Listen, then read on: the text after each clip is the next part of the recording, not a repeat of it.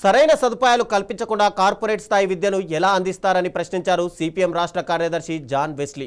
బడ్జెట్లో 20% నిధులు విద్యకు కల్పించి సద్వినియోగం చేయాలని డిమాండ్ చేశారు. దాతల డబ్బులతో కట్టిన బడులను చూపించి ప్రభుత్వమే చేసినట్టు చెప్పుకోవడం సిగ్గుచేటన్నారు. ప్రభుత్వ స్కూళ్లను చిత్తశుద్ధితో అభివృద్ధి చేయాలంటున్న జాన్ వెస్లీతో మా ప్రతినిధి రమేష్ ఫేస్ టు ఫేస్.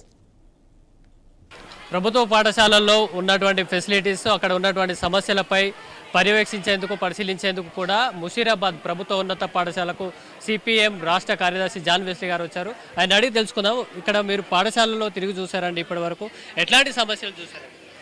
ఇప్పుడు హైదరాబాద్లోని ముషీరాబాద్ పాఠశాల, ప్రభుత్వ పాఠశాలను చూసాం. ఇక్కడ 7 నుంచి 800 మంది విద్యార్థులు చదువుతున్నారు. వాళ్ళకు క్లాస్ రూములు లేవు.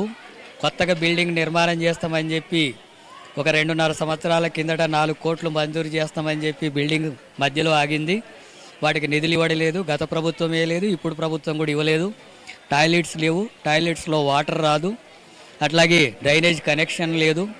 అట్లాగే 3 టీచర్ పోస్టులు ఖాళీలు ఉన్నాయి. ఇంగ్లీష్ టీచర్ లేరు, హిందీ టీచర్ లేరు, పీటీ టీచర్ లేడు. అట్లాగే ల్యాబ్స్ సరైనటువంటి సౌకర్యాలు లేవు. కంప్యూటర్స్ శిక్షణకు కూడా తగినటువంటి సౌకర్యాలు లేవు. క్రీడా స్థలం లేదు.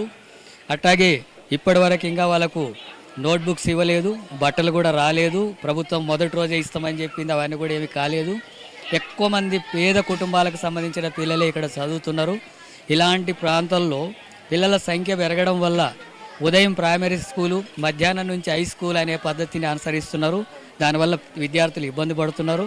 అంటే ఇక్కడ మీరు చెప్పేదాని ప్రకారం చూస్తే ఏదైతే స్టూడెంట్స్కు స్ట్రెంత్కు తగ్గట్టుగా బిల్డింగులు లేవు. అట్లాగే బిల్డింగులకు సంబంధించి ఏమైనా రిప్రజెంటేషన్స్ ఉన్నాయా? ఎట్లా ఉంది సార్? ఈ బిల్డింగ్కి సంబంధించినటువంటిది వెంటనే 4.5 కోట్లు మంజూరు చేస్తే ఈ బిల్డింగ్ అంతా కూడా పూర్తి అవుతుంది. పూర్తి అయితే క్లాస్ రూమ్లో దాదాపు సౌకర్యాలు సరిపోతాయి. అట్లాగే ఈ ఉదయం షిఫ్ట్, మధ్యాహ్నం షిఫ్ట్ అనేది లేకుండా పోతే పిల్లలకు మంచి చదువుకునడానికి అవకాశం ఎక్కువ ఉంటుంది.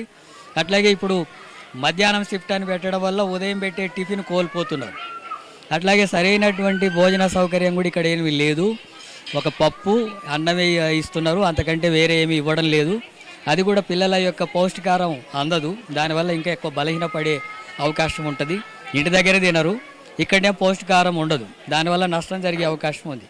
అందుకనే రాష్ట్ర వ్యాప్తంగా సిపిఎం పార్టీ ఈ ప్రభుత్వ పాఠశాలలు మెరుగుపరచాలా, సౌకర్యాలు మెరుగుపరచాలా, విద్యా రంగానికి నిధులు 20% కేటాయించాలని చెప్పి మేము డిమాండ్ చేస్తున్నాం. జిహెచ్ఎంసీ పరిధిలో 182% మంది విద్యార్థులు ప్రైవేట్ స్కూళ్ళలో చదువుతున్నారు. ప్రభుత్వ పాఠశాలలు కొత్తగా మంజూరు చేయడం లేదు, కొత్తగా కట్టడం లేదు. ఉన్న వాటినే తగ్గిస్తానని ముఖ్యమంత్రి అంటున్నాడు. ఆ రూపంలో ప్రైవేటు విద్య పెరిగితే ఇక అది వ్యాపారంగా మారింది ఇప్పటికే విద్య. అంటే మీరేమో వ్యతిరేకంగా చెప్తున్నారు, కానీ అసలు కాంగ్రెస్ పార్టీ కానీ సీఎం రేవంత్ రెడ్డి కానీ ఏం చెప్తున్నారంటే కార్పొరేట్ స్థాయికి ధీటుగా ఒక పబ్లిక్ స్కూళ్ళను డెవలప్ చేస్తాము. అట్లాగే ఏదైతే పబ్లిక్ స్కూల్, గవర్నమెంట్ స్కూల్లో చదివేటువంటి పిల్లలను కూడా కార్పొరేట్కు ధీటుగా చేస్తాం అనేది కూడా ఒకసారి మాట్లాడుతున్నారు. కార్పొరేట్ స్థాయికి ప్రభుత్వ పాఠశాలను మెరుగుపరుచుతామని అనేది మాటల్లో కాదు కదా, దానికి నిధులు కేటాయించాలి కదా. 20% నిధులైనా కేటాయించాలి, 8% కూడా కేటాయించడం లేదు రాష్ట్ర ప్రభుత్వం. అట్లాగే ప్రభుత్వ పాఠశాలలు ఇప్పటివరకు అన్ని హాలిడేసే ఉన్నాయి కదా, మరి 2.5 సంవత్సరాలు అయింది కదా. కొత్తగా ఎందుకు అటువంటి కార్పొరేట్ స్థాయిలోకి హాస్పిటల్, స్కూల్స్ని మెరుగుపరచలేదు, టీచర్స్ని నియమించలేదు? అవన్నీ ఏమీ జరగకుండా మాటలు చెప్తే అయిపోయినా ఒక 6 స్కూల్లో అవి కూడా అనేక మంది స్పాన్సర్ చేస్తే, ఎన్ఆర్ఐలు నిధులు ఇస్తే ఆ సౌకర్యాలతో ఏర్పడేటువంటి స్కూల్ను చూపించి ఇట్లా మారుస్తామని చెప్పి అంటే ఒక స్కూల్ మార్చి ఇక రాష్ట్రంలో ఉన్న అన్నిటికీ నిధులు కేటాయించకుండా మోసం చేసే పద్ధతిని అనుసరిస్తున్నారు. అందుకే మేము డిమాండ్ ఏంటంటే ప్రభుత్వ పాఠశాలలు మెరుగుపరచాలా, అట్లాగే టీచర్ పోస్టులు అన్నిటి కూడా భర్తీ చేయాలా. ఇక్కడ స్వీపర్స్ లేరు, వీళ్ళే టీచర్లే వాళ్ళ జీతం నుంచి కొంత డబ్బులు ఇచ్చి ఈ క్లీన్ చేయించే పనులు చేయించుకుంటున్నారు. మరి ప్రభుత్వం నియమించాలిగా. కార్పొరేట్ స్థాయిలో ఉండడం అంటే ఇదా? వర్షాలు వస్తే మోకాళ్ళ వరకు ఇక్కడ బురద నీళ్లు ఉంటాయి. కార్పొరేట్ స్థాయి అంటే అదే అర్థం. బిల్డింగులు లేకుండా ఇప్పుడు భోజనాలు చేస్తున్నారు, అంతే ఇసుకలో కూర్చొని భోజనం చేస్తున్నారు. కార్పొరేట్ స్థాయి అంటే అదా? మొత్తం పేద కుటుంబాలు ఉండే పిల్లలు కాబట్టి క్లాస్ రూములు లేవు. మరి క్లాస్ రూములు లేకుండా ఉండేటటువంటిదా కార్పొరేట్ స్థాయి అంటే?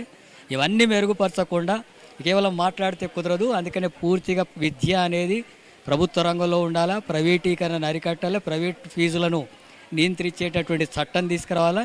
ఆ రకంగా ప్రభుత్వ రంగంలో మెరుగుపరచాలనేది సిపిఎం డిమాండ్ చేస్తున్నది.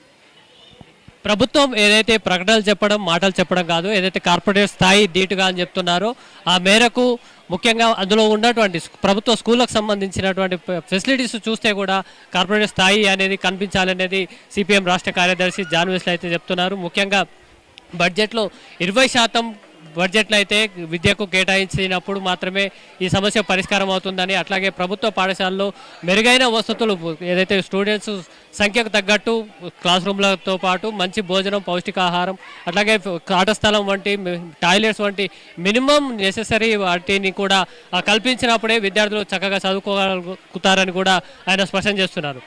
వీడియో జర్నలిస్ట్ సూర్యతో రమేష్, హైదరాబాద్.